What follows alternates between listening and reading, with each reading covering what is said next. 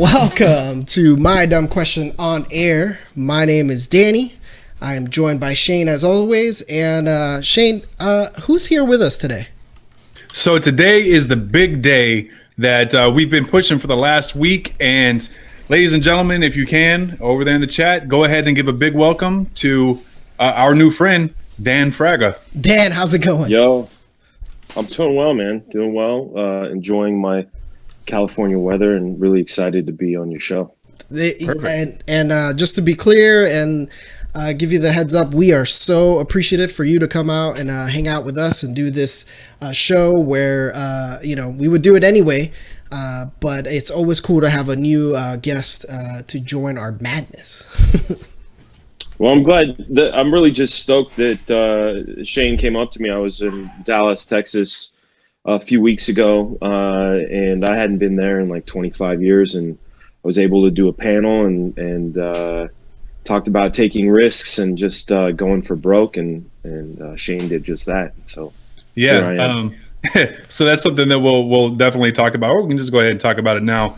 So my girlfriend and I went to the North Texas Comic Convention here in Dallas. It was actually the first convention that I had ever been to. And after much convincing. After much convincing. I mean, I enjoy comics and I enjoy everything that sort of revolves around that. But this was the first convention that I went to. And the thing that I really wanted to kind of take part in was the panels. And I believe, Dan, you were maybe the second or third panel that came up on that first day. I can't quite remember.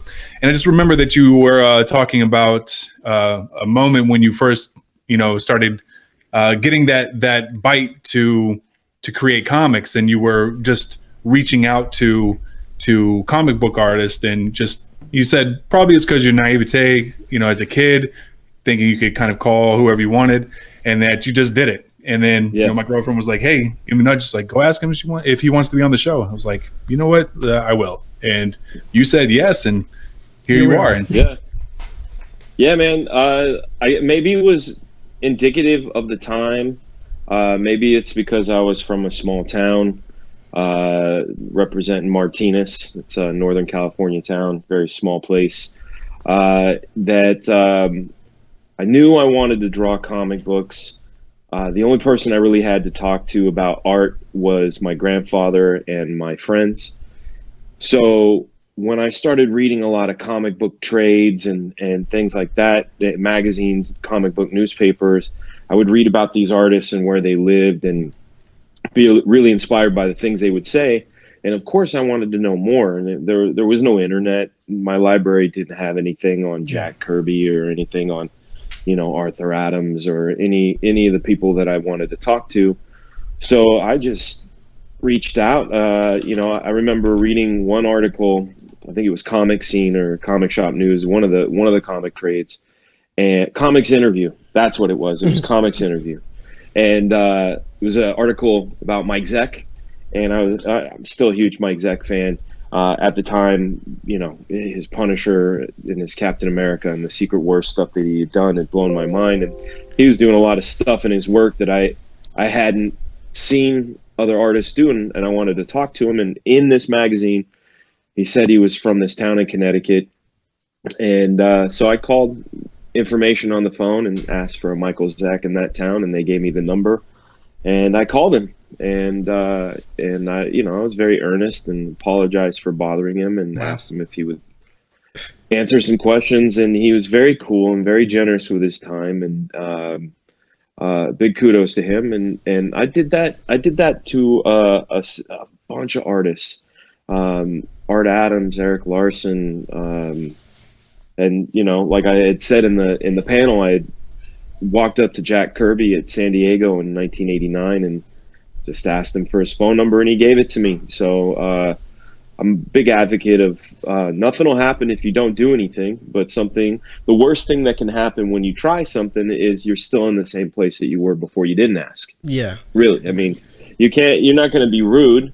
Yeah. If you're an asshole, obviously, something bad will happen. But obviously the intention and the impetus to want to talk to these people was pure enough that most everyone was cool about it. That's just crazy to think about, especially to today's standard. It's we're so, I don't know, reclusive maybe is the term, where if a random person walks up to us, we immediately, I think they're trying to sell us something, and not necessarily trying to learn, trying to connect with someone, to have peers. Because I have a feeling, an idea of what it feels like to be into something, whether it's art or any other creative function, and have no one else to talk about how passionate you are about that. So that's right. That's right. It's almost like it's lucky to be alive at the time that you were, where you could do that. Because I feel like right now that approach would be entirely different. Go ahead. Well, I was just going to add to that, because I was kind of curious. Was imagining if you were a kid today and you were in that same circumstance, how do you think you would handle it? Because probably you wouldn't go make that call like you would have back in the 90s. Won't even be able to get the phone number. That's a great question. That's along the lines of where I was going to go. I was going to say it's sort of a double-edged sword, right? And the reason I say that is, like, when I was a kid, it's when VCRs first came out, and if somebody had a VHS of a movie, those were very expensive. They were like over $100 for one movie, and that's why they had rentals and things like that. But when you go over to your buddy's house, there were 5 things to pick from, right? Like, we're gonna watch this, or Beastmaster, right?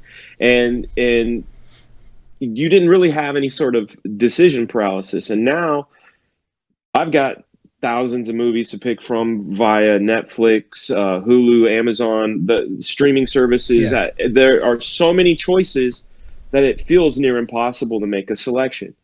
Now, where I'm going with that with kids today is that if you isolate really the problem, the need, and if that need is to communicate with other like-minded individuals and be able to talk and express yourself and expand yourself and not feel caged in by your environment, there's more options now today than there were when I was a kid. So that I can see how there would be a confusion of how to do it.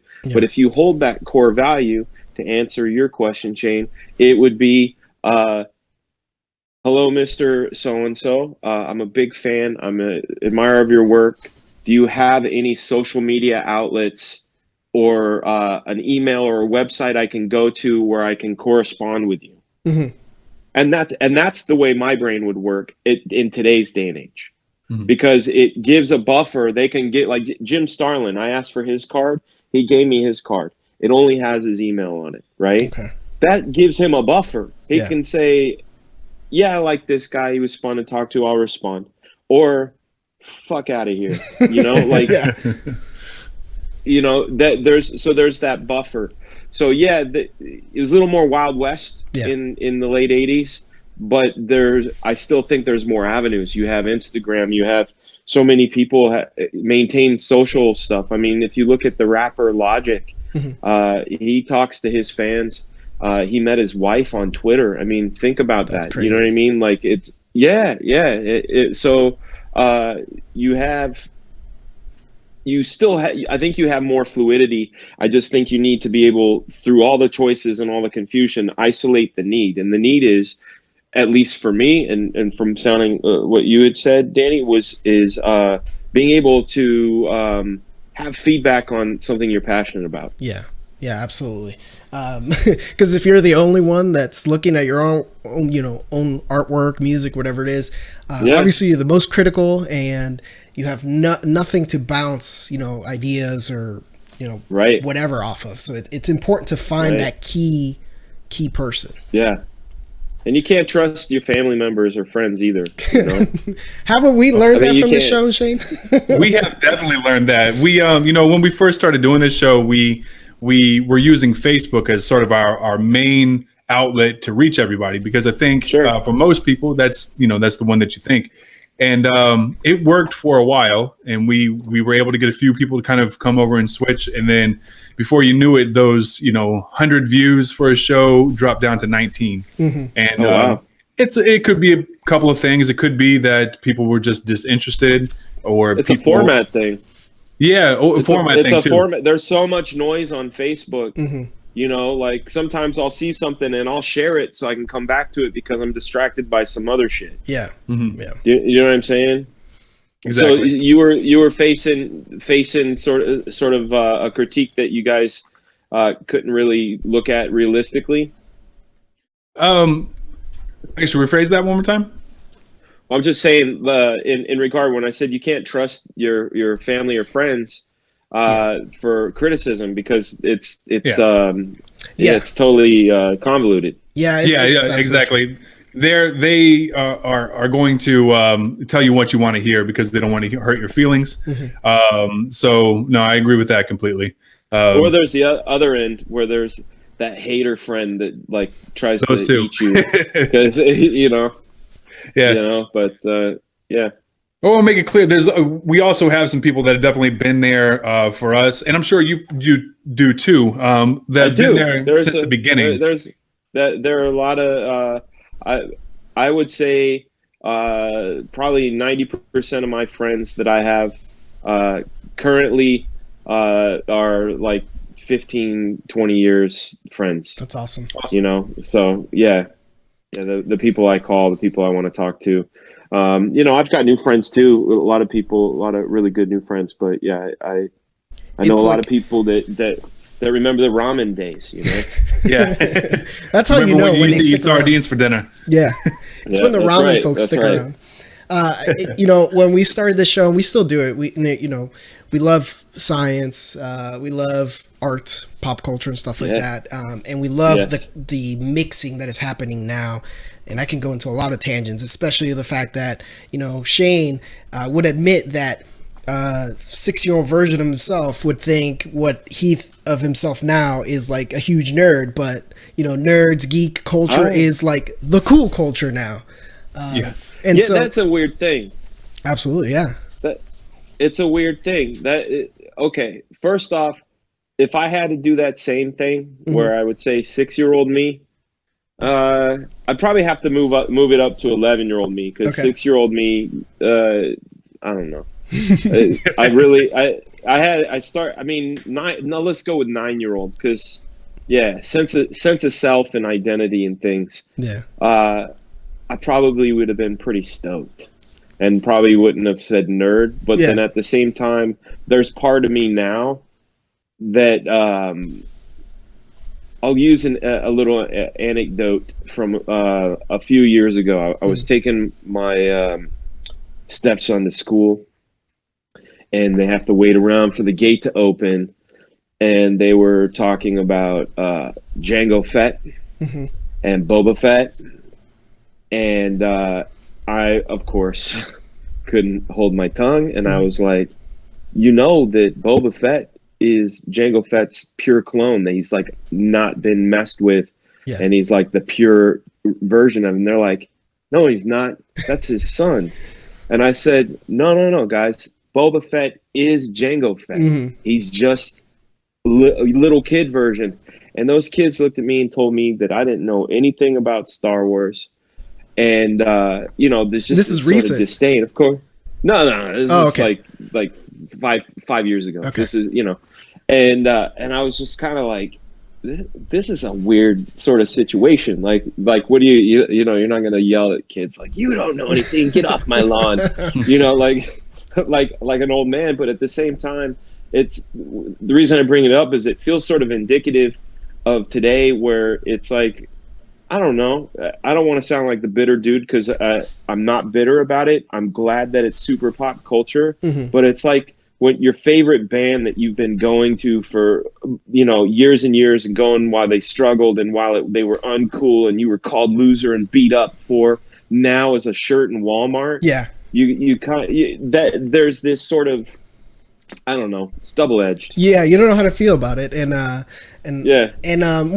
said that Shane would think that you know, what I think specifically, and I'll take myself as an example, you know, I'm trying to think of when but the first comic book I bought was a Spawn comic book, which ended up being my favorite character. Awesome. And I want to say I was like, let's say 13 or 14 or something like that. And I was into it, but I knew that there was really no one I could share it with, because the idea of Danny's into comic books would destroy any kind of social life that I had at the. Well, what was the identity you had for yourself? It sounds like you remember Danny Zuko in Beast. Yes. Right. And he's like excited to see Sam. He's like, "Oh my God, how you?" And then he looks around his friends. He's like, "Cool." Yeah. For me, it was comedy. I was always the kid that could make people laugh, and I would transcend cliques. You know, whether it was the Spanish kids, the white kids, the black kids, whatever. Like the funny kid can go around. And so I leveraged that, being funny, being able to hang out with stuff. But the moment that I said, "Oh, I'm also this big geek or nerd or whatever like that," would destroy my any kind of social life. And man. We're talking about being 13, so that's all you had.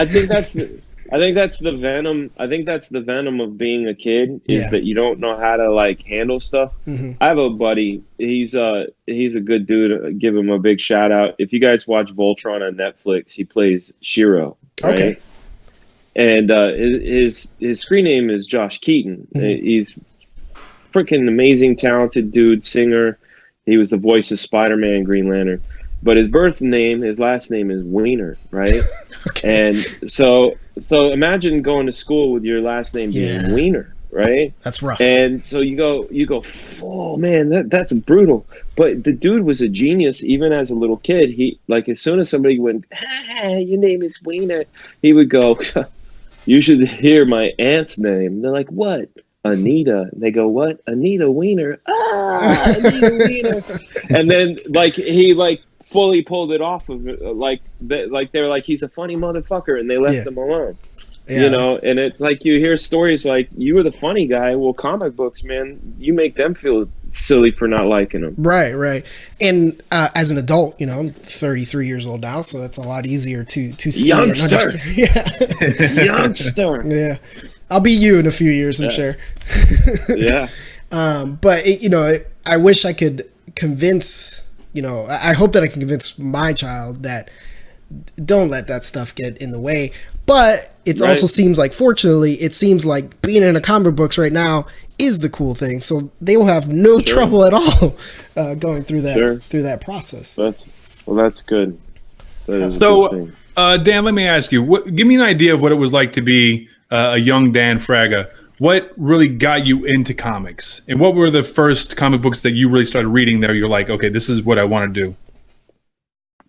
It's so funny, man. I felt like you were going to ask me that question at some point. It's one of those crazy answers, because I remember there were a couple of very, very polarizing or galvanizing comic book moments in my life. I remember the first comic that I bought that I remember it. I don't remember the image. The issue number, but I remember the image. It was Batman standing on top of this roof, kind of howling at the sky, and he had vampire teeth, and the splash page was like. You did Batman's a rework of that, didn't you? That's the one I did the rework of. Yeah. So that was my very, very first comic, and then I remember also as a kid buying a bunch of comics at garage sales and really using them like on the weekends when I visit my mom and stuff like that. But I know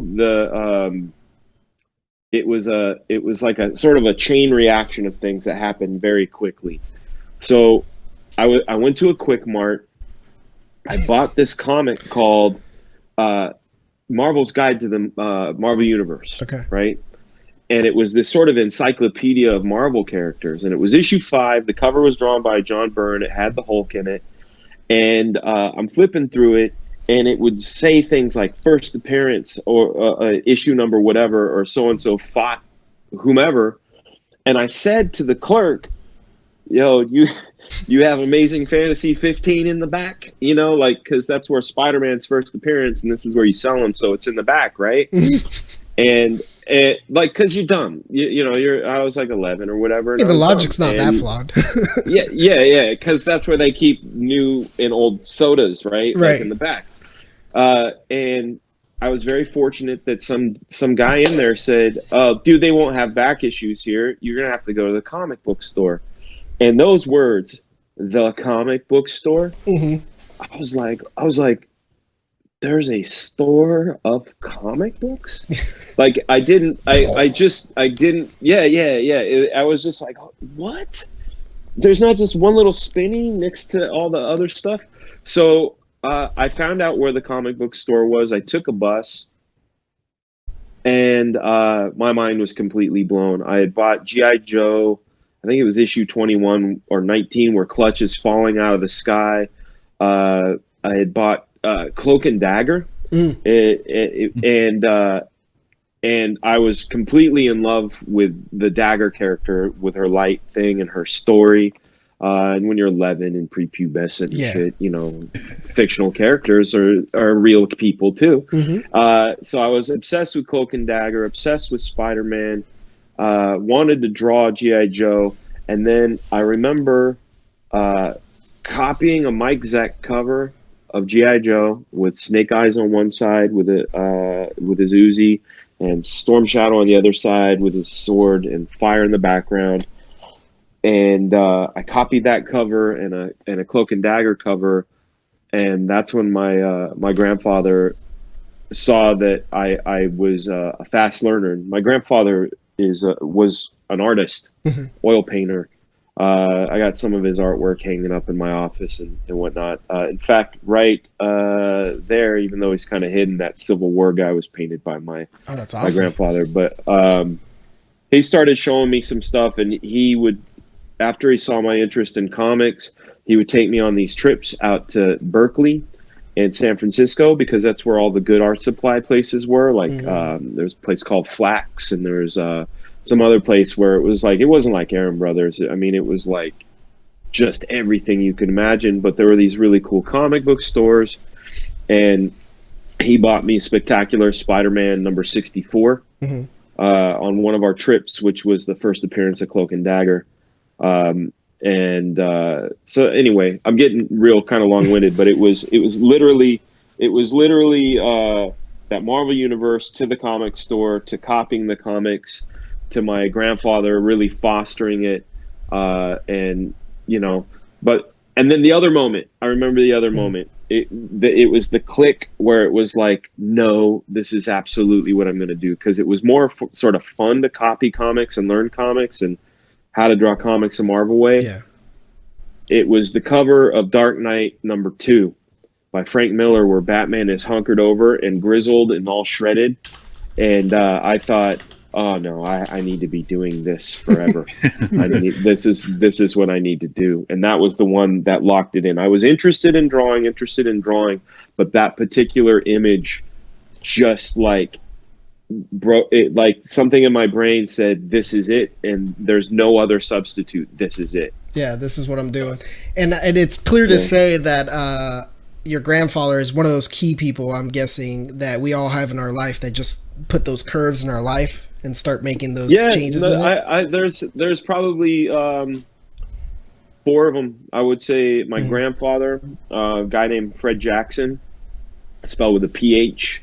Fred Jackson, a guy named Brian Murray. He drew Supreme, and a guy named Audu Payton. Those 4 guys are like the dudes that like. They've instilled knowledge upon me that is like 4 Merlins going, here's the secret sauce, young man, you know, and like just giving the knowledge. So yeah, my grandpa, Fred, Brian Murray, and Audu, those 4 dudes were still are. I mean, my grandpa's not with us. He left us in 2014 at almost 97, so he lived a good life. But yeah, he fostered stuff. And then Fred, the thing about Fred, and this will go back to the like the whole Fearless thing. It was roughly 87. I was 14. I was skateboarding through town, and I saw this silk screening place called Labor of Love Graphics, and I rolled up in there and just told them that I wanted a job. And yeah, and Fred came out, and this guy named Dave, his nickname was Critter. They came out, and I don't know if they were kind of like, you know, like Foghorn Leghorn and that little chicken hawk character. Yeah. Like, they're like, look at this funny little fucker, you know, like, I don't know if they thought of it that way, but they had me cleaning screens and stuff. But it, the thing about Fred was he had this thing, the way comics are bought. I don't know if you guys know, I'm going to sub-tangent and go back into it. No problem. Because I used to work for a distributor called Diamond Comics.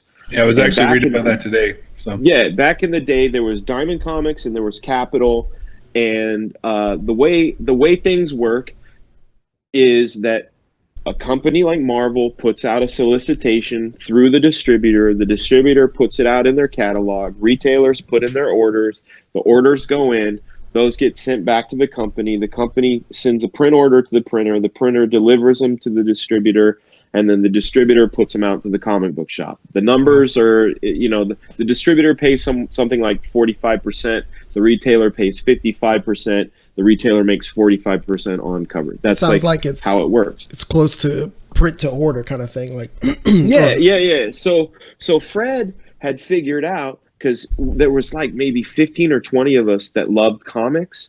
What he had figured out was that if we pooled all of our interests together, like, oh, well, we'll each order an X-Men because we all like X-Men and Spider-Man and whatever, that we qualified as a store, right? Okay. It was called American Fun.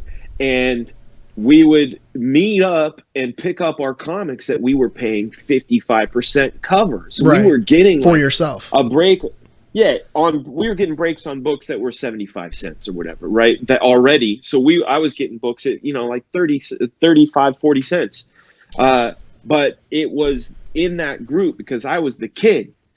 Fred was older than my mom, you know? So here's all these guys. I'm 14. There's these like late 20, 30, early 40-year-olds talking about Jack Kirby and Kurt Swan and Frank Frazetta and all these guys that I had no fucking clue who they were. But these guys were the guys that introduced me to the idea of like the sort of legends and the forefathers of stuff. Yeah. So that's where I got my education. And Fred actually took me to the comic convention in 89. It was November 19th, 1989. It was called the Pelican, and it was in San Francisco. The guest list was Derek Robertson, Arthur Adams, Al Gordon, Eric Larson, and Rob Liefeld. And this is 89. So there is no New Mutants. There is no Image Comics. There is no, you know, Cable. Rob had done like a couple of annuals, Spider-Man and New Mutants. He had just started working on New Mutants, but he had a comic called What If Wolverine Had Been an Agent of S.H.I.E.L.D. just come out, which is fucking amazing. Anyhow, that was the first time I ever met Rob. So Fred took me to the convention where I met Rob, where my friend bought a sketch that had Rob's personal information on it, and that was another time that I just went, and I went in, and then bam, I'm part of this new thing called Image Comics. But sorry, long-winded answer. Yeah. But anyway, those guys, and then Brian Murray, again, fantastic dude.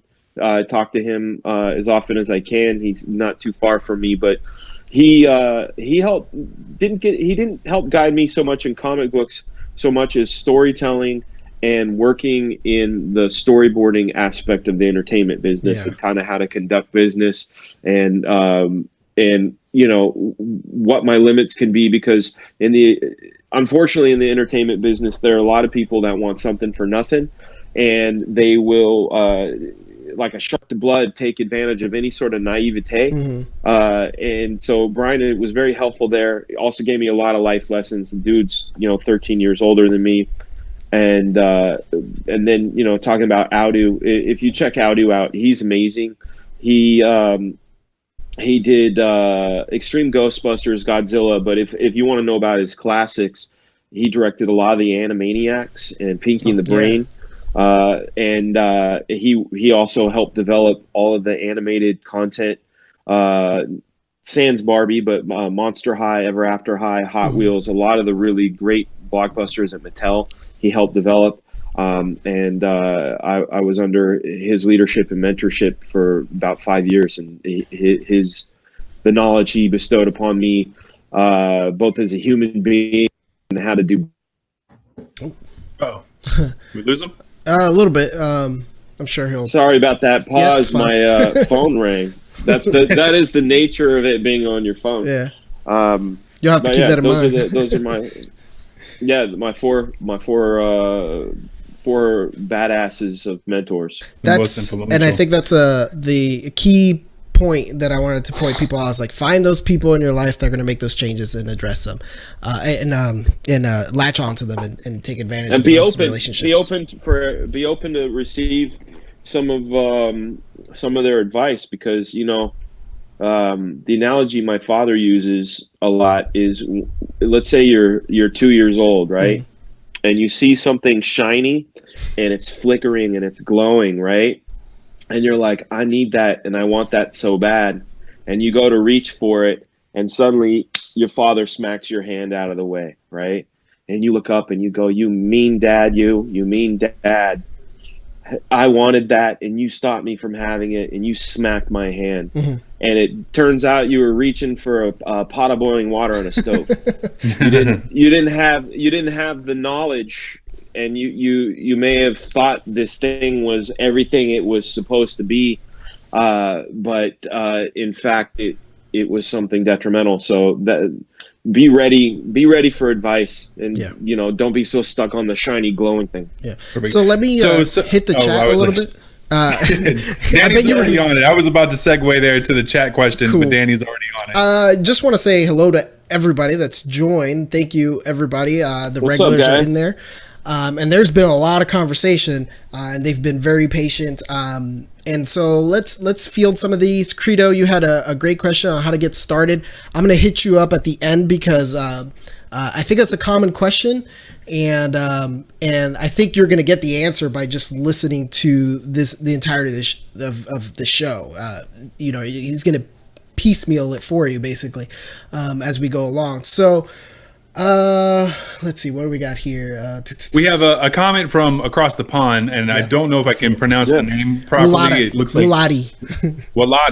So Walati is from the UK, and the comment is, being from across the pond, superhero comics aren't really a thing here, but I'm so glad that the MCU has introduced so many people to these characters. So my question to you, Dan, is how do you think, outside of movies, you could maybe suggest people from the UK and Europe to get into comics? What would be a great way for them to get into it?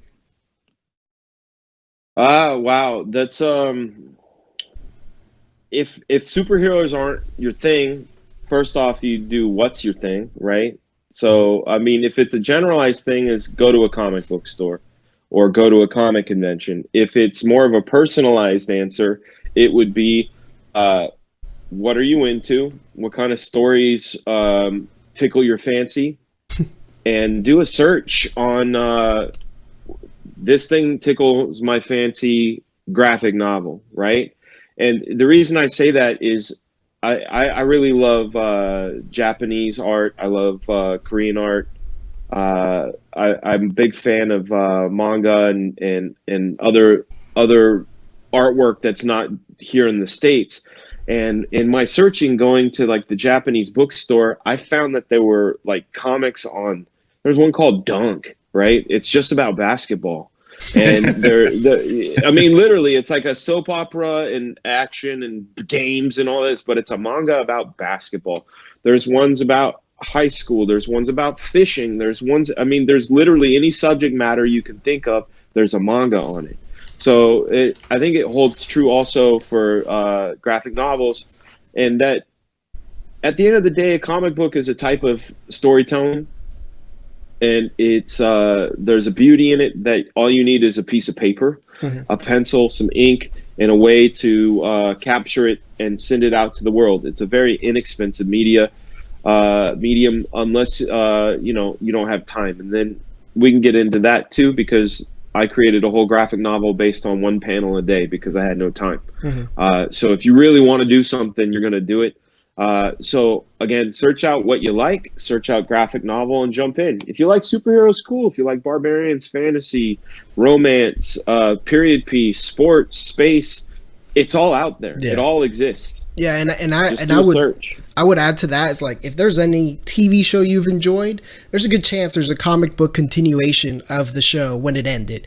It may not be great, but in a quick example is I enjoyed Stargate. Stargate did not get closed out as a series really well, and they finished it up with a few comic books. Same thing with Buffy the Vampire Slayer. So if you like something in any pop culture version, you can find it in a comic book.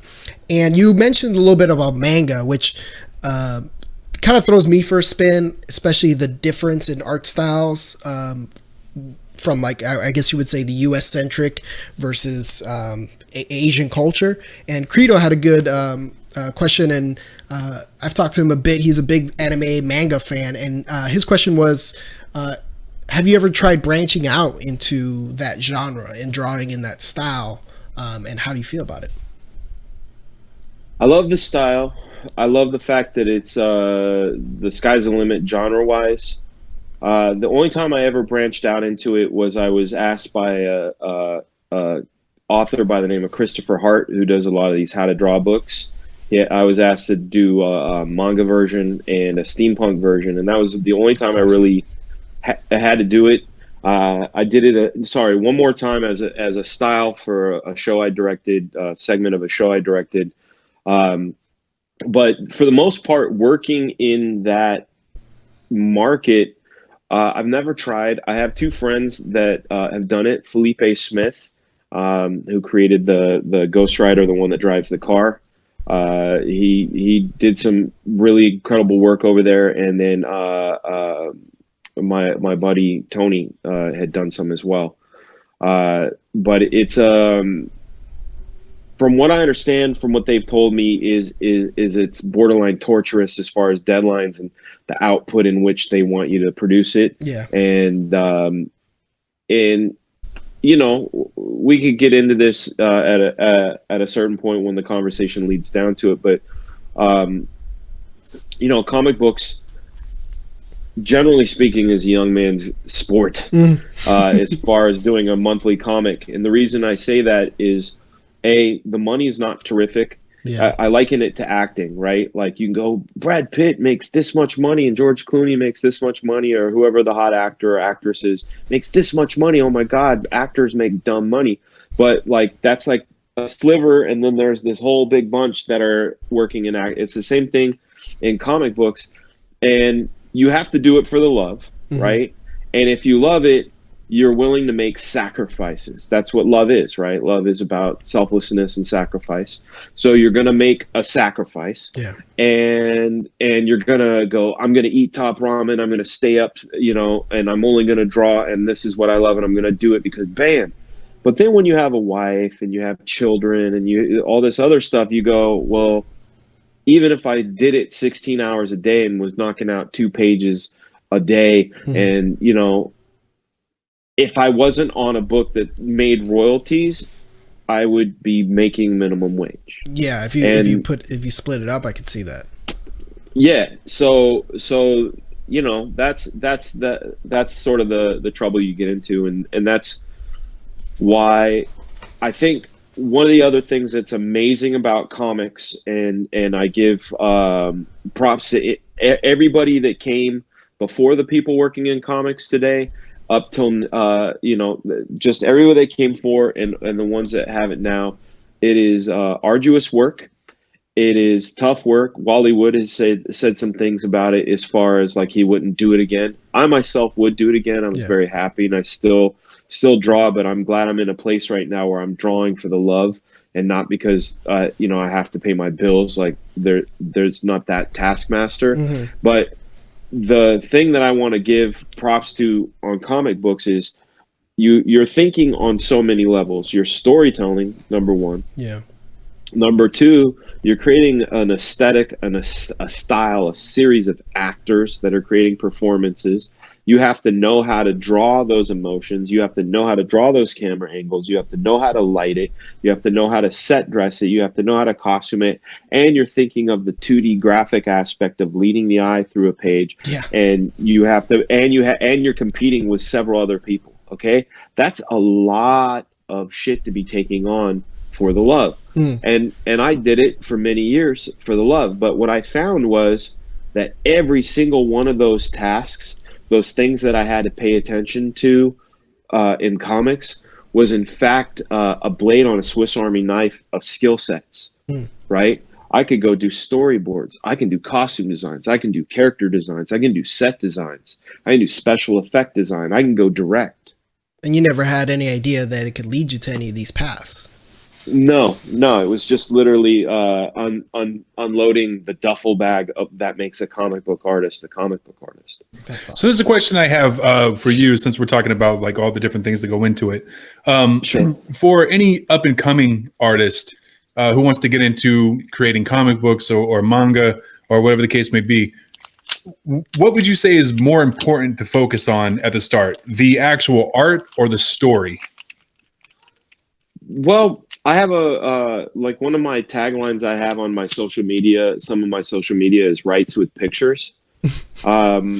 So I think that storytelling is number one, right? And let's just put it this way: if Shakespeare had written all of his stuff with his left hand with a crayon, would it still not be Shakespeare? That's true. Yeah. Right. So what is inside of you that you want to tell is the primary thing. Yeah. Okay.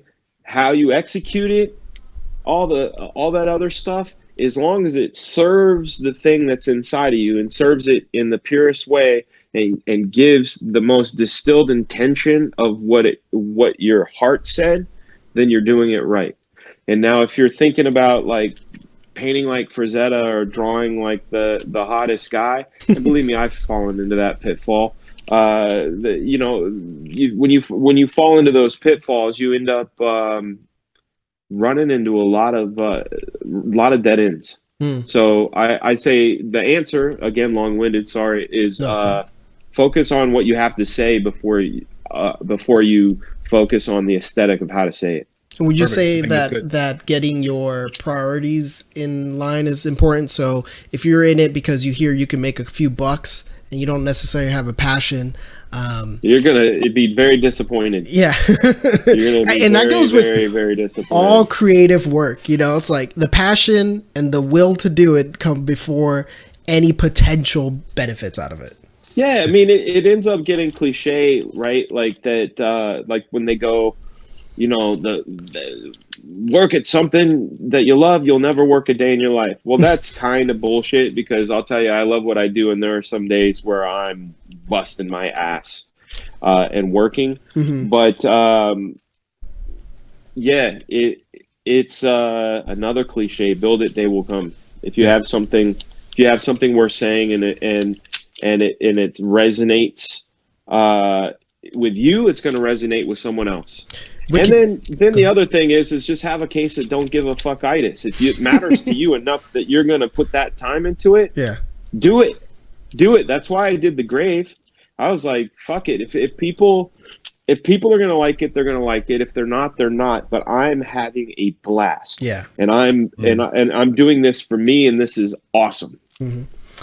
Awesome. Wicked Kender in the chat says, have you ever found yourself working on characters that you didn't like? Which kind of goes into a question that I had thought about as a creative, where, you know, what's it like working on something that, although you're passionate in the skill form, you're not necessarily passionate in the thing that you're tasked to produce?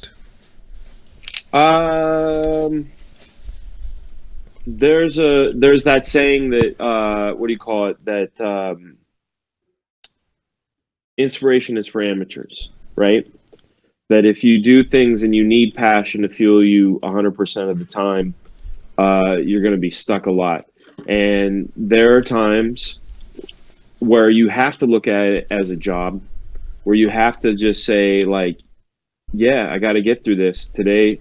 Like, I've had days where I was sick and had a major headache. The last thing I wanted to do was draw, but I gave my word that I was going to take care of it, and I took care of it. I mean, I wouldn't say there was any. I left Bloodstrike because I didn't like the direction of the book. This is back in '93. Yeah, and just sort of what Keith Giffen had in mind for the book. That's when I was 20, right? And I kind of had the freedom to make those choices. As far as my wife just texted me that food is ready. Yeah. I might have to send her a message. Bring it in. Yeah, no worries, man. But what do you call it? As a storyboard artist, when a job would come in, I've had to do paper towel ads, tampon ads, Sprite ads. Hold on a second. I'm only interrupting because we have a Credo Kun who's leaving and wants to say bye, everyone. He says he loves your work and he says, "Love you, Dan." So that's one of our guys here. He's getting ready to take off. And I just want to make sure that you saw the appreciation. Thank you for the kind words. I appreciate that. And so for everyone in the chat, you might occasionally get a message pop up from Couch Doodles. Couch Doodles is Dan. Who me. Also has a Twitch page, so you can actually click on that. You can go follow his page. He's still getting it off the ground, but I imagine it's going to be amazing once it gets going. And I apologize for cutting you off, but no worries. Finish your comment. No worries at all. I totally lost track where I was. Way to derail it, Shane. I was in the middle of I know, man. My apology. It's all good. If we can remember, we'll come back to it. But you did bring up Bloodstrike. And that was it. Do you work on anything that you didn't have passion for? Tampon ads. Yeah, well, I didn't care for working on Supreme, but I made it fun, right? Like, I guess that's the answer. Because I have to answer these things as an old man, even though I'm not old, but like you guys are, like Danny, you're like, oh, yeah, I'm 33. Yeah, well, I'm 45 in a couple of months. Like that 33 was awesome for me, and I go back into that mindset, and I realize, like, through life, you learn all these things. You don't know what you don't know, right? Yeah. So I would say for a young artist, if you're in a position where you have to do something you don't like, find a way to make yourself like it. Like, I did this Supreme issue. I didn't care for the character Union. I wasn't crazy about Supreme. So sorry, man. Union. Sorry. Just Union.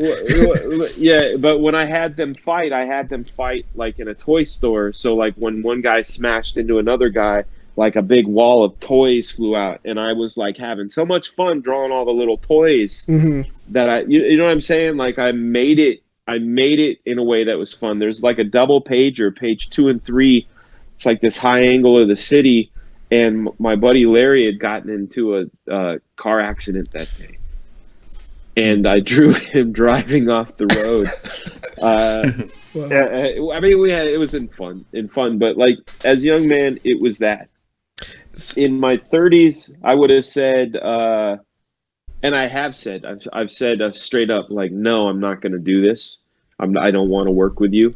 I've done that.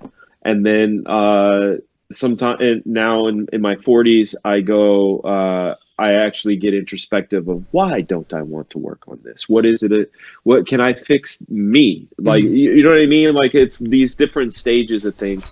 But ultimately, when you, like, I take care of my family is number one. And, and if, who cares if it's, it's a adult diaper ad, Yeah.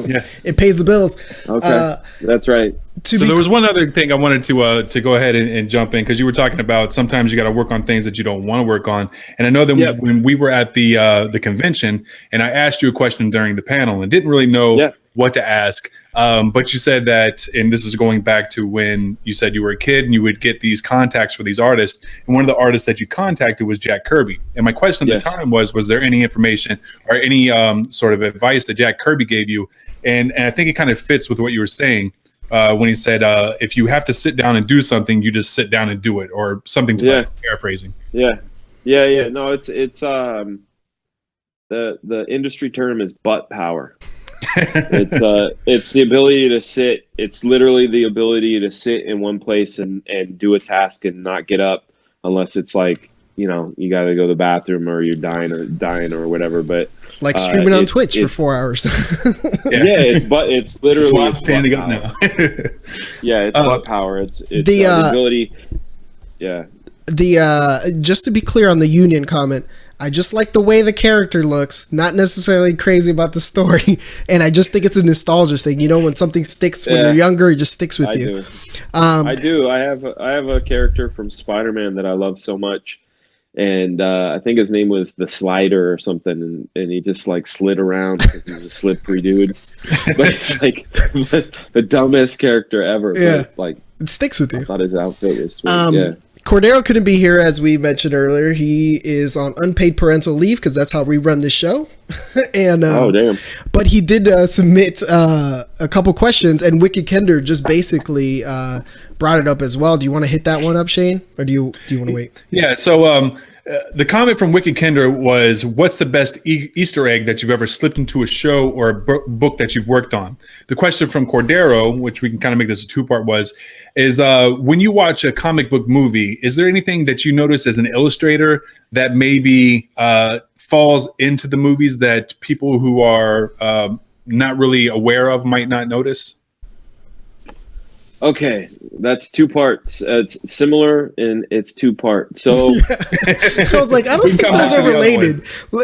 Just do one, and we'll get to the other. They're related in the nesting aspect. Okay, so there was one thing that I used to do Easter egg wise, and it was a game I used to play with a friend of mine named Michael Turner, and Michael Turner drew Witchblade and a book called Fathom, and he was one of the top guys over at Top Cow. Started his own company called Aspen Entertainment, and what he and I used to do is we would play sort of a game, right? So his favorite number was 21, and my favorite number is 23. So what he would do in issues of Witchblade is, if it was like a pattern in somebody's tie or like up in the clouds or whatever, he would hide 23s, and he would hide, like, when the issue would come out, he'd call me up and be like, "There are 4," and then that was that, right? And then so I would hide 21s in my book, sometimes in plain sight, just to be like, "Here are my nuts," because we just like we would do that. But I used to hide 21s for Mike, and he would hide 23s for me. Now, that's awesome. The second question, unrelated, that he tried to relate is... Well, it was about Easter eggs in movies. Oh, okay. Well, it's not necessarily Easter eggs. It could be like mistakes and stuff like that. Like, as a musician, I guess you would say, which is the only real art aspect I have, is I pay a lot of attention to soundscapes, to soundtracks, to tonality and stuff like that. So as an artist, I could tell when a rapper's punched in. Okay. Like I know they've been punched in. I'm like, oh shit, you didn't do that whole verse. You punch yourself in there. Yep. So yeah, I know what you mean. If they're talking about mistakes, I mean, I notice continuity errors all the time in all movies. Usually it's beverages where you see them go up and down and stuff. Easter egg wise, Easter egg wise, a lot of people don't know this, but I was in the Tobey Maguire Spider-Man movie in the Bonesaw. When Bonesaw is fighting in the wrestling ring. When he's fighting Spider-Man and shit, I'm in the crowd Bonesaw. So I'm an Easter egg. Yeah. That's awesome. No, I mean I noticed cameos and things like cups that say Rob L and like Deadpool and things like that. But I guess I'm sorry if that is not a satisfying answer. No, that's fine. There was actually another question that Cordero had, which definitely relates to the last one, and it's about Black Panther. And he knows when Black Panther was first being illustrated, it was they couldn't do black on black, so they highlighted it with purple. And then the new movie, you can also see purple highlights on his outfit. So do you think that's awesome? Do you think that's because of the original sketches where they used purple to highlight that they decided to bring it into the actual uniform of the Black Panther in the movies? Etymology is an interesting thing, right? Where you take things and you distill them down into the original decision, right? Like I'll tell you a funny story, and then you'll hopefully see how it relates to this. Talking about my buddy Josh, that guy Josh I had talked about earlier, Josh Keaton. He was in a group in the late 90s called No Authority. It was a boy band, right? Wow. And they toured the world, and they started noticing in the crowd these signs that said, "I love you, Spider G." Okay. Right? Spider G, I love you. And they're like, doing their dancing and shit, and they're going, "Who the fuck is Spider G? He's not on our tour," right? Like, so they after a couple of shows of seeing these Spider G signs, they said to their tour manager, like, "Who the fuck is this Spider G dude?" And they're like, "Danny, you're Spider G." And he's like, "Why the hell am I Spider G?" And they're like, "Because of the lyric in your song." He goes, "What are you talking about?" He's like, "In such and such song, you say Spider G from the pack." And he goes, "Dude, I said spotted you from the back." And it turned out that the label, the actual record label, had their transcriber listen to the music and transcribe the lyrics and transcribed it as Spider G from the pack. Oh my gosh. So here they are on this world tour, and these girls screaming with Spider G signs, right? So it doesn't really matter. At the end of the day, it could absolutely be they couldn't print black on black, and that's why, and it would have looked funky. And here we are 45, 50 years later, and it's a sweet highlight on a costume design that the artist in the art department saw and thought looked dope. That could be it, or it could just be some other crazy decision. So, real quick, Rebus Life has hosted us with a few of his people, so thanks for bringing him by. And your friend's just going to have to stick with the nickname Spider G from now on. That is part of his name. Yeah, Danny Zavatsky. He was look him up. So I guess we have to ask, since we're on nicknames, did you pick up any nicknames in the last 20 something years since you've been in the business? Yeah, if we were playing the Google feud like we were playing last night, the number one by like a high percentage is Fraga Boom. Okay. And then number two, not even close second, but second is Fraggle Rock. Okay, I can see Fraggle Rock. So how did the name Fragga Boom come to be? Besides your last name. Effect. It was a sound effect in a Lobo comic. All right. Yeah, and then I made a rap song about it, and then just people were like Fragga Boom, yo, Fragga Boom. Like there's different pronunciations, Fragga Boom, but they're just that would be it. And so I adopted it. I was like, if you're gonna use it, I'll use it too. That's fine. That's the way to do it. That was actually slightly off topic, but that was your last name. So for me, my natural way of wanting to pronounce it is Fraga. It's complicated. And then I heard you say it is Fraga, and then there would be some other people that pronounce it Fraga. That's it right there. Fraga. It rhymes. Fraga. It rhymes with Sega, like, Got it. What's the etymology on that name, out of curiosity? It's Portuguese. Okay, From the Azore Islands. La Flores, I think, is the name of the island. perfect. Yeah. All right, you still keep in touch with any of your Portuguese roots? I do.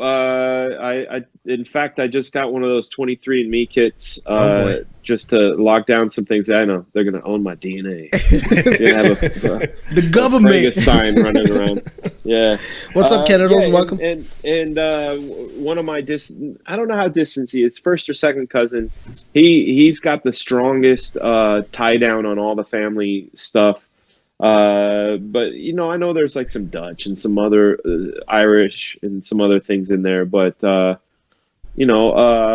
think I like the Brazilian speaking countries like Brazil. I mean, Portuguese speaking country like Brazil. Yeah. Brazilian Frazetta looking women,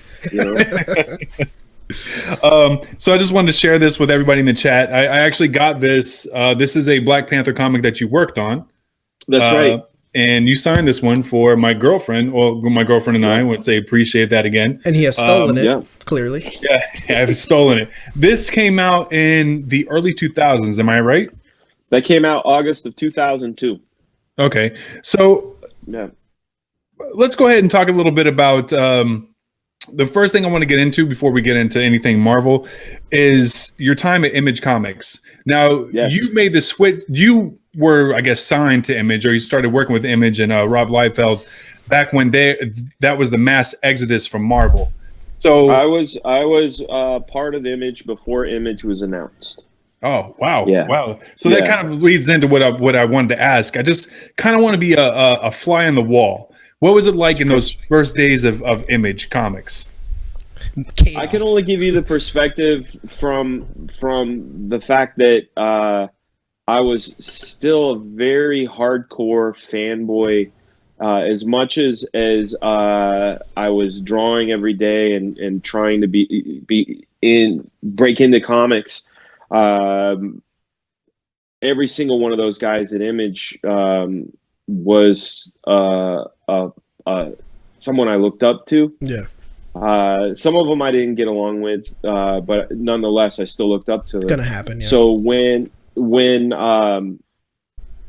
because I started talking to Rob in late '89, and it was San Diego Comic-Con 1991. It was the first year it was at the new convention center. Rob was walking with Marat, and I was like, I had just graduated high school, and that was the very first time I heard about any sort of idea of him doing a comic on his own. And he said that he would, along with Todd McFarlane and Eric Larson, create their own company and start doing books. But there was no discussion of leaving Marvel. It was just this sort of idea that they would do their own books on the side, and I was very excited by that. There was a book that they had talked about me coming on board, which was called The Odd. And The Odd was sort of a 90s Rob Liefeld take, if you will, version of The Wizard of Oz. So Dorothy was this badass chick. The lion was this savage dude. The Toto was a wolf. Tin Man was armored. Straw Man was really creepy, like, Scarecrow from Batman, and the flying monkeys had laser guns and stuff. So that was initially what I was going to be called upon to do. And then there was nothing, because at that convention I had also been shopping some of my samples over at DC, and Brian Augustin and an editor named Neil Posner had me doing some tryout stuff. Anyway, it wasn't going anywhere. Then in November of '91, Rob had introduced the idea of me relocating to Southern California to come join the studio.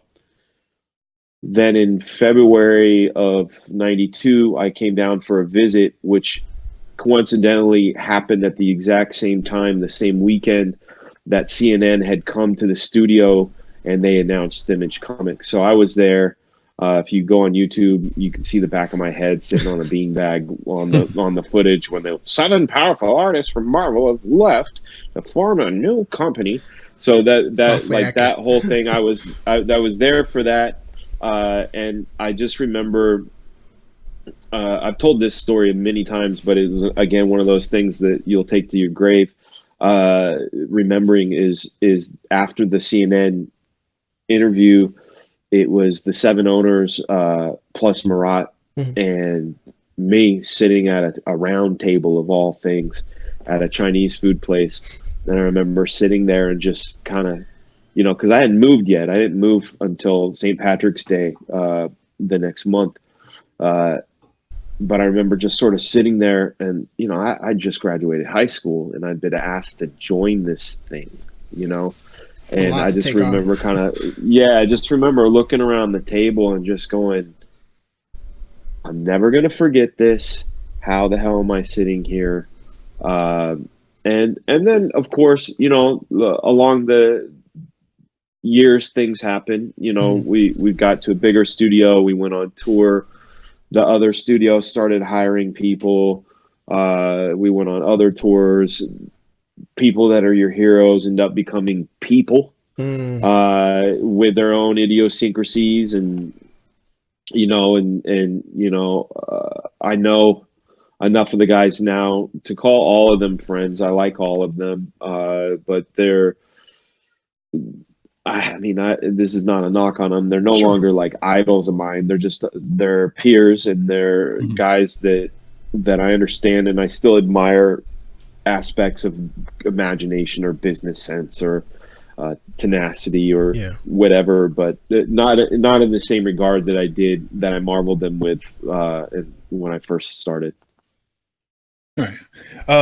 One of the things that I wrote down in the notes, because I figured this part of the discussion would cover that same story you had about being at the Chinese restaurant. And you say that over time things just kind of settle in. Was there ever a moment where like there was maybe a voice in your head that was like, I don't deserve to be here. What am I doing here? And you just kind of. And I'm gonna swap out my headphones real quick. I'm sorry about that. No problem. Have like an hour and a half in them, and they go boop boop boop. So I'm gonna put these traditional ones on. So take your time. That gives us a chance. While he's taking that little time to do that. Yeah, exactly. All right. We're talking over each other.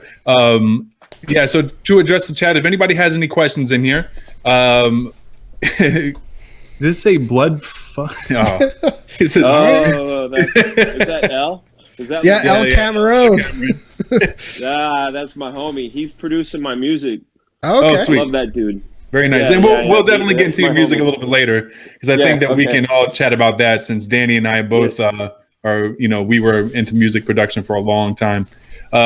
But just a reminder, if anybody in the chat has any questions, go ahead and share them to the chat, and we will make sure that we will get to this. Otherwise, be sure that you go follow Dan Fraga. He's Couch Doodles on Twitch. So go over there, and soon he will have his shows up, and you'll have a fantastic time with that. And if it's your first time here, which is absolutely fine, thank you for joining us. And by all means, do not hesitate to hit that follow button right up there. Yeah. We usually cover things like this and, pop culture. We also just chat about what's going on in the world. And I think you could have a good time if you join us at any other day. But today we do have Dan Fraga, who has such a laundry list of work done that it would be really hard for me to point out, which ones to point out. It's just there's a lot of exciting stuff. He's lived a way funner life than I have, clearly. So we were talking about a moment when you had originally signed with Image Comics, where there was that realization that maybe that you felt like you weren't supposed to be there. I don't know. I don't know if I would go to the point of I don't deserve to be here. It was more of oh shit, I better earn the right to be here. Because it's where I wanted to be. So at the end of the day, you sort of, you wish for it and you work for it, and then you get it, and you're like, yeah, now I better like make sure I like my spot, like I earn my spot, you know? Yeah. So what was it like that moment when Rob Liefeld said, listen, I'm not going to be able to complete this comic in time. I need you to help me out. What was that feeling like? Oh, that's funny, man. You're talking about when I did ghost work? Well, the first time, because in one of your previous interviews, you talked about how, for the most part, your first few days or weeks, whatever it was. Yeah. Okay, I know exactly what you're talking about now. It didn't happen that way. The way it happened was I got hired to move down, right? And I was like, it was one of those like, yeah, I'm gonna click my heels and fucking prance through the fucking streets. I got my dream, yay, you know, like. And then I got down here, and there was nothing for me. The odd didn't happen, and I didn't have a place to live. And in fact, I had started working on some Punisher 299 samples, Fantastic Four sample, and then after I had done that, I started working on this story I had for this character called, well, his name was Dutch Gamble, but we ended up just calling him Gamble. And I had written this story about him being in the jungle and them wanting to do some stuff, and then one of the guys killed him. And it was this like 10-page story that I was just writing and drawing because I didn't have anything to do when I first got there. And Rob had run into some issues deadline-wise, I as I recall, on Youngblood Zero, and he looked at what I was doing and said, hey, flesh these out. I'm going to do a couple pages before it. We're going to go into your 8 pages, and then I'm going to put a bit after it. Okay. So we refitted a couple of the characters to be Youngblood characters, Battlestone, Die Hard, and all that into the story that I had already been working on. And then that is initially what got put into Youngblood Zero. All right. Very cool. So there's something else you brought up when they were working on a historic comic. They are turning the Wizard of Oz into a comic. Before I get to that question, actually, I am Shantae in the chat says that her son can solve the Rubik's Cube in less than 20 seconds. 20 seconds? Yeah, 20 Kinda seconds. And there was another thing I wanted to touch on with my fastest is 79 seconds. 20 seconds is nuts. I don't know about that. But that's awesome. Old hands. Yeah. I am Shantae is also a big steampunk fan. Fan. So it was kind of cool that you brought up earlier that you drew some manga steampunk. But the question I wanted to get to was you were talking about how they were going to convert the Wizard of Oz into a comic. So my question for you is there any historical book or anything like that you would like to turn into a comic? No. No? No. I have so many of my own stories that I have to tell. All right. That's awesome. Cool with me. Yeah. I totally get that. Mark that one. Toss that question in the trash. Hold on. Don't throw it in the trash yet. Don't throw it in the trash yet. Because I have an answer to it, but it doesn't involve comic books. Okay. There is one story out there that is dear to my heart that I would love to turn into an animated feature. Okay. And it is Sneetches on the Beaches by Dr. Seuss. And it's a story about these Sneetch characters. Some are born with stars on their bellies and some aren't. And the ones that have stars on their bellies get all the parties and all the love. And all the ones without the stars on the bellies have to do service work and don't get to do cool shit. Oof. And then this guy named Professor Monkey McBean or whatever comes into town. No, it's a funky name, right? He comes into town with this machine that will put stars on your belly for $10, right? So then people are like, oh, I got to do this.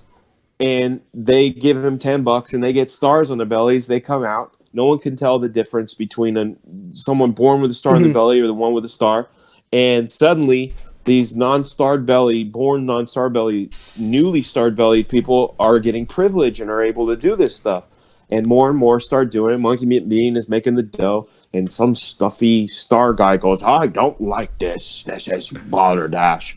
And he goes to Monkey McBean, and McBean goes, well, you know, the only solution is to take the stars off your belly. And he's like, yes, clean starred bellies are the best. And he makes this machine to take the stars off of their bellies, right? Mm-hmm. So anyway, this is a Dr. Seuss story. Go ahead and look it up. But at the end of the day, I wrote a 90-minute movie version of this, which is very touching and it has family values and really revolves around the haves and have-nots and sort of the way it bullshit world we live parallels. in. Yeah, the way the parallels our world can make that film, you know, approachable by parents and, you know, kids, obviously, because it's animated. But I tried. There's a company called Illumination Entertainment. They're fantastic. I love everything they do. They do all the Dr. Seuss stuff. I went to pitch it. I pitched it to their development executive.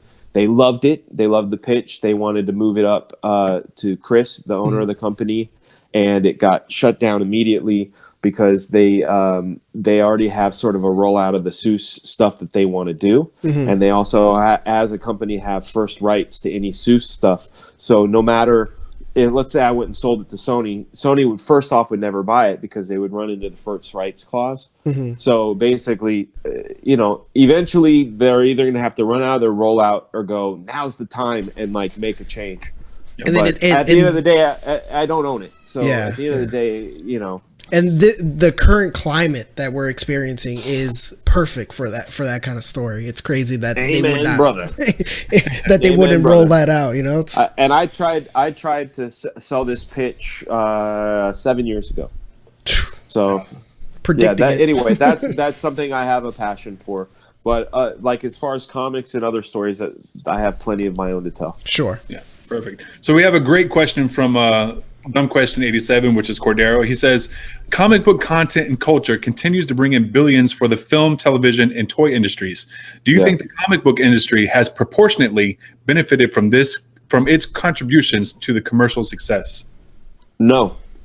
I think that was a trick question because I think we all know that.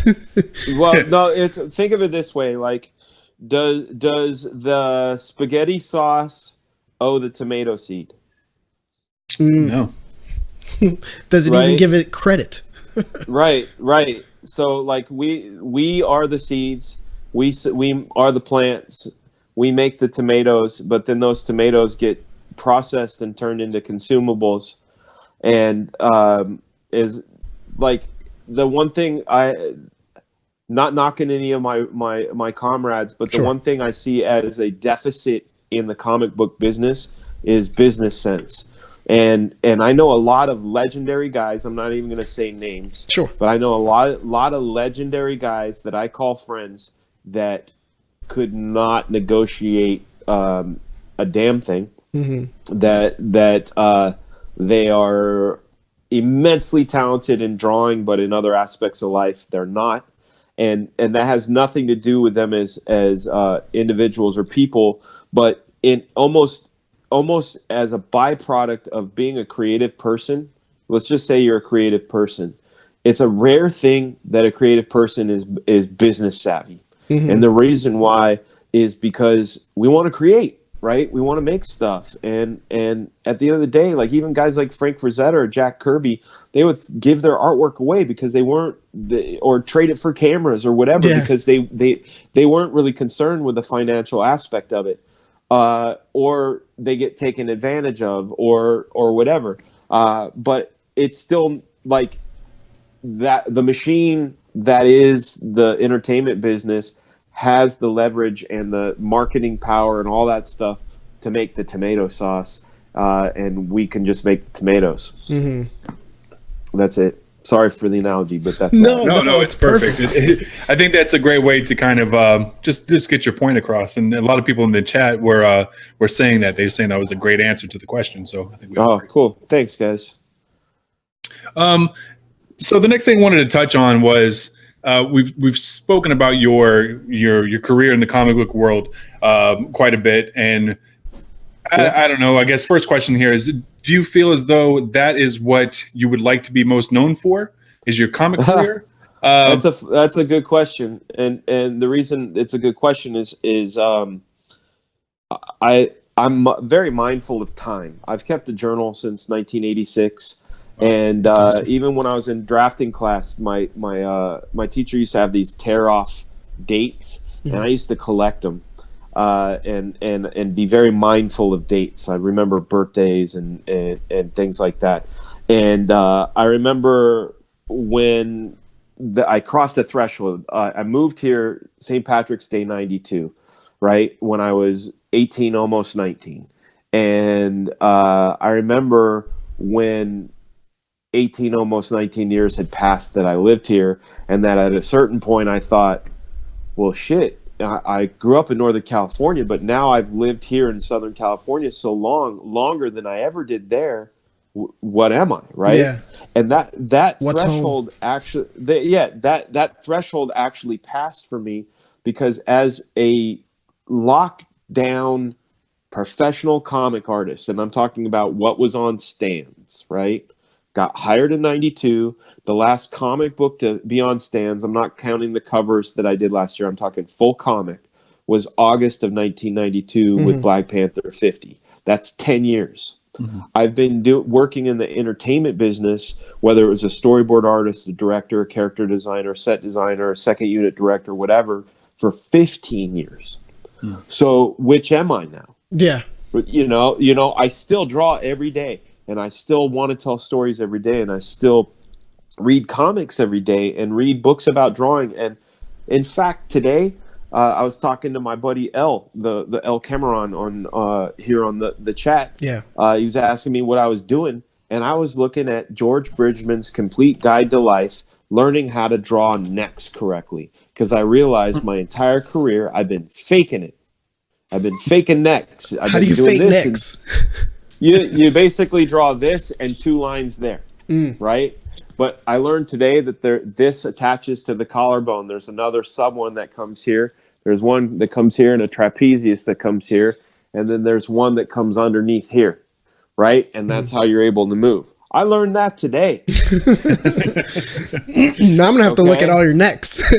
yeah, I learned that shit today. So, yeah, I mean, would I like to be remembered as a comic book artist? I've got The Grave coming out this year, in fall, a book that I worked on for a year straight. That's going to be on IDW, correct? IDW, yeah, that's absolutely right. So even though I did it 4 years ago, it's kind of a return to storytelling, but I have so many ideas. So I think at the end of the day, I just want to be known as a storyteller, because that's where my music stems from. That's where my directing stems from, my drawing, my painting, everything is to evoke something from the inside out. So a storyteller, medium, not necessarily specific. You can do it through music and through art. Yeah, that's awesome. Yeah.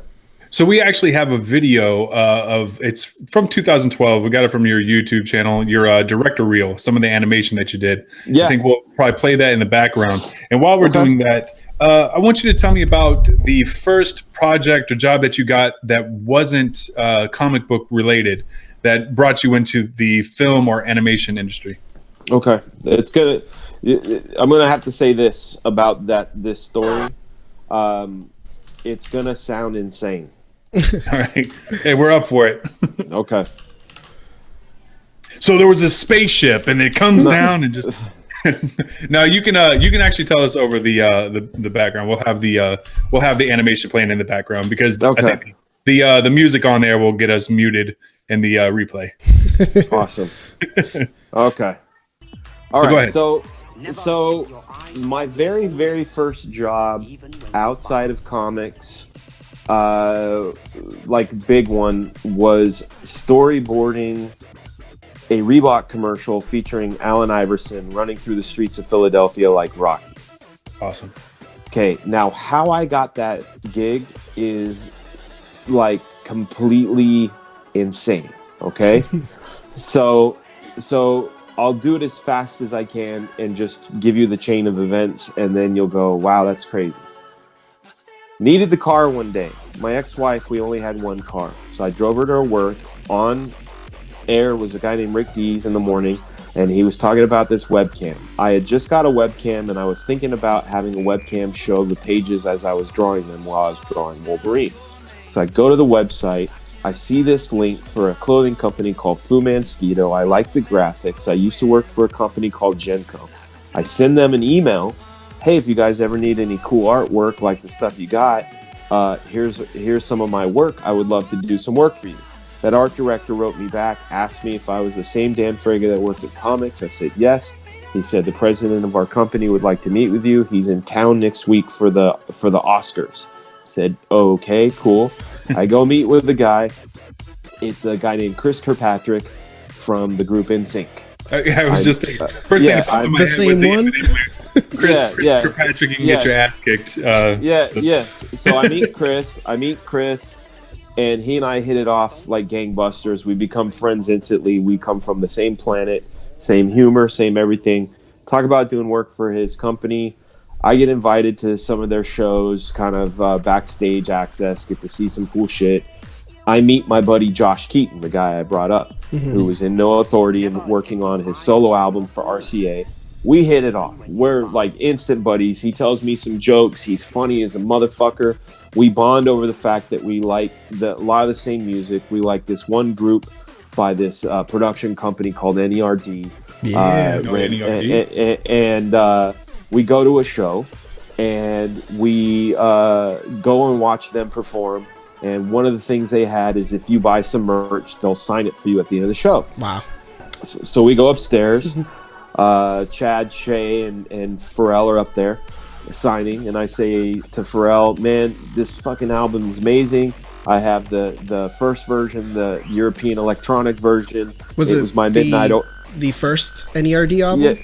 Yeah, In Search Of, but there were two, right? There was one that was like live, and there was no live live drums, electronic. Yeah. Right. So I had the electronic one first. So I said to him, yeah, I was listening to this while I work. And he's like, yeah, what do you do? And I said, well, I draw Wolverine for Marvel Comics. And he was like, what? Wolverine? Like, what? I said, yeah, man. So he gave me his info and said, hey, man, we're going to do this cartoon, blah, blah, blah. I want you to be involved. So we talked, Pharrell, Chad, Shay, and I, we talked for about a year. And I was sent to go film them up at one of their shows in Santa Barbara. And when I got there, he seemed very perplexed as to why I was there. And I said, yo, didn't you talk to the label? They said I was going to come. I need to see how you guys walk and move because I really want to capture who you are for our motion tests. And he said, oh, man, I wish somebody would have told you we killed that project like a month ago. News to you.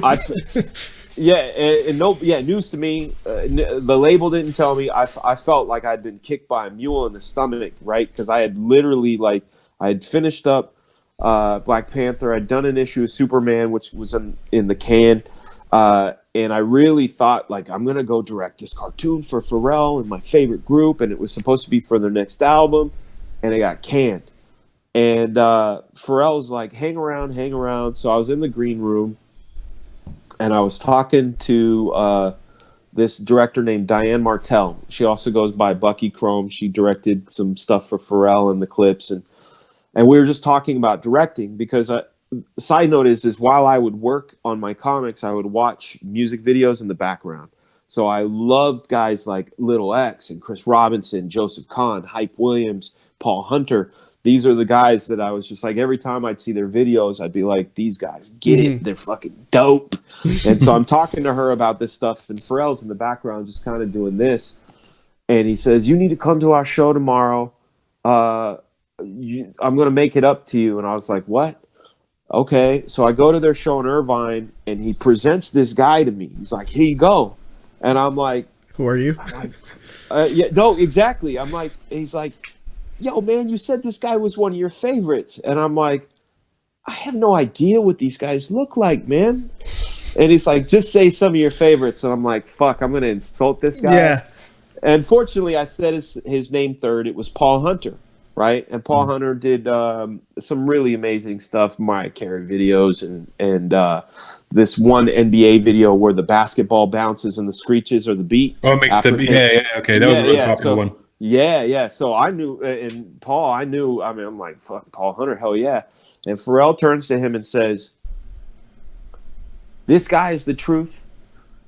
You need to hire him for something. This guy draws like a motherfucker. I don't know what you need him for, but you need him." Okay? And he says this to Paul Hunter. And 2 days later, I get a call from who's now an actress by the name of Lauren London, but she was his assistant at the time. She calls me up and says, "Paul wants you to come down and storyboard this Allen Iverson video or this commercial." So I go down there. I receive the assignment. I've never seen storyboards before, by the way. I knew what they were, but I'd never really seen them. I knew that they were like drawings of the thing that would be. So I went home and I busted my ass and I drew this thing like a comic book. Like I just like stayed up and just drew it like likenesses and action and background details, and like it was comic book panels. And turned it in, and they asked me to come down there. "We need you to come down to the production." I'm like, "Oh, fuck, I'm in trouble." Yeah. Like I did something wrong. They had passed my storyboards around all of the different job bays, because at a production facility, you know, they're doing a J.C. Penney commercial here, Allen Iverson job here, a 50 Cent video here. The production, it was HSI Productions, and they had a roster of big hitters: Paul Hunter, Little X, Joseph Kahn, Sam Bayer, name it, like the big guys. But apparently I did a good job, and suddenly I could not work. I was getting storyboard jobs like nonstop. But I hadn't met certain guys. I hadn't met Joseph Kahn yet, and I hadn't met Hype Williams, but I did meet Little X. Now the thing about Little X, and big love to him because he's my homie for life, is one of the things that inspired me and why I wanted to get into storyboarding is something he had said in an interview. He had said that it was his dream to become a comic book artist. Okay. But he couldn't quite make it as a comic artist, so he did storyboards for Hype Williams, which transitioned him into being a director. And when I got the job from Paul to be a storyboard artist, I went, well, if X wanted to be something I already was, and I'm getting the same opportunity as him, then maybe one day I can direct. Yeah. Right? So I took on every job as an opportunity to learn, right? And which a lot of the production managers, line producers, and even the directors were like, "Yo, this is kind of weird that this kid is asking this, but it goes back to the whole ask, right?" Yeah. I would say, "Yo, can I come to set and see this get made?" Because most storyboard artists, they draw the thing, they turn it on, they get the next They never job, see they draw it. they turn it. They never, and I was like, "Yo, can I watch you guys make this thing that I just drew? Can I come down to the set?" And every single one of them said yes. Every single one of them said, "Yeah, come on down." And I remember going down. It was the first one was a music video called "Not Today," and it was Mary J. Blige featuring Eve, and it was for a barbershop movie or whatever, and it was filmed down at the Paramount set. And I would walk around. I would talk to the wardrobe people. I would talk to the glam squad. I would talk to camera, and I would go, "What do you do?" "Oh, I was the storyboard artist." "What are you doing here?" "I just want to learn more." I did, and I literally ask questions. So a little bit more down the line, and this goes back to the Chris Kirkpatrick connection. This is the second piece. There's the Pharrell piece, and then going back to the Chris piece, and it all starts with Chris, and that's why. Again, like his story sounds crazy, but it goes back to Chris. He invited me to come out to Vegas and party out, right? Let's go have some fun in Vegas. And we got invited to the premiere of The Italian Job, which was being hosted at the Palms Hotel. And they gave us the real world suite, right? Fucking bananas. We were in the real world suite. I'm with a pop star. This is fucking bananas. I'm working on Superman. Oh, wow. I'm gonna do a sidebar, because it's another one of those moments where you're going, this is weird. So I'm drawing Superman, drinking vodka in the real world suite because I have a deadline. I get handed a joint. I take a puff. I look across the way. Mr. Belding from Save the Bell is spanking a stripper with a pool cue.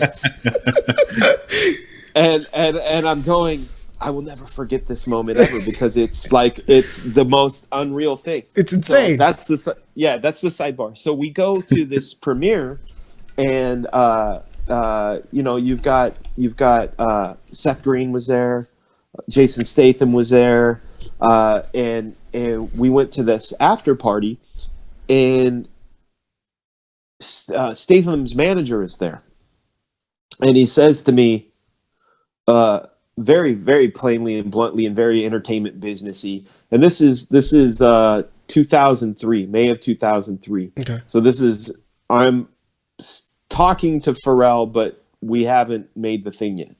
So I'm on Superman. His manager, this guy, Steve Chasman. Steve says to me, I understand why he is here, but why are you here? And I said, well, I'm a friend of his. Oh, you're a friend of his. So what are you, like his groupie? And I said, nah, man, like, I did some art for his company. And, no, I mean, like, that's just how it is. Mm-hmm. And I said, right now I'm drawing Superman for DC Comics and blah, blah, blah. He's like, oh, you draw comics? He goes, oh, what do you think of my client's work? And I said, I think he's really good. I said, I like the Transporter movie. There's some good stuff. I said, I have a problem with a certain scene, because I was on the defense. He'd already come at me, so I was like, fuck it, I'm gonna go. And plus, I'd been drinking or whatever. And I was like, so there's a scene in the bus fight where you've got this sort of staccato rhythm, and suddenly it breaks and it falls apart for about 15 seconds, and then you get back into it, and it breaks again, and then he goes back, and he goes, "You noticed that?" And I go, "Yeah." He goes, we had to cut a bunch of stuff out of that scene, and the director specifically wanted it to be musically oriented, and had to cut it up. He goes, let me get your info. If we ever make a sequel, I'm going to call you. Okay. And I said, all right, cool. Here's my info. Whatever. Didn't even think of it. Like, fuck this guy. Yeah. Right? Like, here. you already had enough. Yeah. So May of 2004, like a year later, I get a call from Steve Chasman. We're making Transporter 2. Okay. Want you to come down, meet with the director. His name's Louis Leterrier. French guy, did second unit on the first film. Just finished this movie called Danny the Dog. Want you to meet with him. So I meet with Louis. Louis and I get along. He's only 2 days older than me. And we hit it off. So we're filming Transporter in Miami, 2004. You were Shane, you're a Floridian, so you remember all the hurricanes and shit. Yeah. Oh, yeah. That was fucking brutal as fuck. Like 3 in a row. Yeah. During that time, the MTV Music Awards had come to town, right? And again, this sounds fucking insane. My buddy, who was Ashley Simpson's guitarist, was dating Fergie in the Black Eyed Peas. So Fergie was a friend of mine, along with Ray. They used to come over to my house and hang out. So Fergie's in town and says, Ray can't go out with me because he's got all the Ashley obligations. Why don't you come out with me? So I say, yeah, fine, cool. We go to a Beastie Boys concert. She then takes me to this party that's being hosted by P. Diddy and Little John at the Mansion. Okay, I run into Pharrell, which was weird, and he's like, what are you doing here? I'm like, thank you so much for blah, blah, blah, and I literally thank him. Yeah. I go in there. One of my producers, this girl named Mary Antonato, is there. She sees me in the mansion and goes, oh my God, guess who's here? I said, who? She's like, Joseph Kahn. I said, fuck. And she's like, you need to meet him. I'm like, hell yeah, I do. So she takes me over to Joseph, and Joseph's just chilling there. He's got his pretty girlfriend and all this. And Joseph, love him. But he starts to interrogate me, right? Oh. It's like a job interview, right? Like, we've never met, but he's like, what's your favorite film? Who's your favorite actor? Who's your favorite director? Do you have a favorite DP? Does lighting make a difference to you? Tell me about Image Comics. Like, he just like hit me with all these questions. And he goes, okay, we're going to work together. What's your number? And I give him my number, and literally the next day I'm storyboarding while I'm working on Transporter in Miami. I storyboard this NASCAR commercial series where Jeff Gordon is a pirate, and another guy's a knight, and another guy's in this Blade Runner sort of world. And Joseph is like, "You're my guy." So eventually, I do a bunch of work for him. I still work for Joseph. Like, I storyboard his Taylor Swift videos. So if you watch Taylor Swift videos, Joseph and I work on those together, and we have I love working with him, and he's number 5. He's the secret 5th Beatle of my mentor guys. I never even thought of it that way, but Joseph is the fifth Beatle. But during this time, and this is all going to make sense. Mm-hmm. I also work with another really amazing director by the name of Chris Robinson, and Chris Robinson does a lot of really great R&B and rap videos, very soulful, smooth, clean storytelling, gliding cameras, very beautiful, pristine stuff. So I do work with him. He gets a movie called ATL, which I think we need on. to pause for a second. And I hate to cut you off because we've gotten a couple of messages from the chat that says they cannot see the stream right now. All right, let me take care of it